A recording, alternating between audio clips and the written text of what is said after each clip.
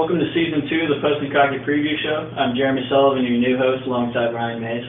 Before we get started talking about the current season here in Columbia, let's talk a little bit about the last season for the Gamecocks. Quite frankly, it's disappointing for the Gamecocks. Right, they had back-to-back games in Atlanta to end the year after blowing out Clemson in that rivalry game. Unfortunately, they got a taste of their own medicine, losing to Auburn for the second time last year, and lost by 9 points to Florida State in the Chick-fil-A Bowl. And they're looking to turn that note around at the start of the season. Yeah, and despite having a bad end of last season, there's a lot of high expectations, especially here in Columbia. Spurs looking to take the team to new heights. Right. Most experts are picking Carolina to win the East this year. They won it last year, looking to do it again. And some are even predicting Carolina to win the SEC outright and possibly contend for a national championship. And it'll be interesting to see how they handle those expectations. Yeah. Much like previous seasons, Spurs have a little bit of trouble deciding who he wants under the center. Looks like both quarterbacks will be taking some snaps this Saturday. Right. Shaw and Garcia have both had pretty solid fall camps. Shaw's been a little bit better statistically in the scrimmages that they've had, but Garcia does bring that experience. And as you said before, it looks like they're both going to be seeing some playing time this Saturday.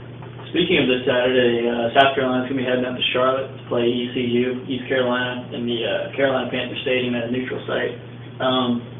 Does East Carolina bring a legitimate threat to the table? I think if they're going to want a chance to win this game, that they're going to, all the pressure is definitely going to fall on Dominic Davis, their quarterback, and that passing game they have. They run an air raid style offense, which their head coach used to run at Texas Tech under Mike Leach. And if they want to have a good chance to win this game, they're going to have to spread it out. They throw the ball about 50 to 60 times per game. So if they can do that effectively, get the ball to some quick receivers in space, maybe get one or two good blocks, that can spring a couple of big plays and maybe keep this game close. So you talked about a few keys to victory for the ECU Pirates this weekend. What does South Carolina need to do to make sure they don't come away with an unexpected loss to start off the season? Well, first of all, they need to make sure they don't underestimate ECU.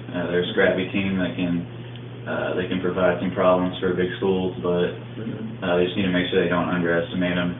Secondly, they need to make sure they don't turn the ball over. If they are giving the ball away, that can create some opportunities for teams to upset good schools.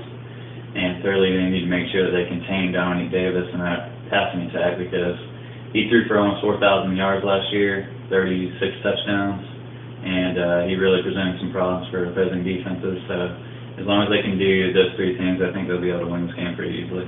Now, a lot of people want to know a prediction before. What's your prediction of this game? Well, I think South Carolina's going to win the game pretty easily.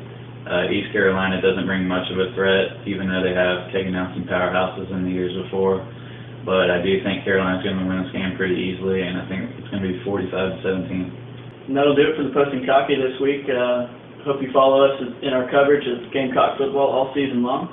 For Ryan Mace, I'm Jeremy Sullivan, and we'll see you next week.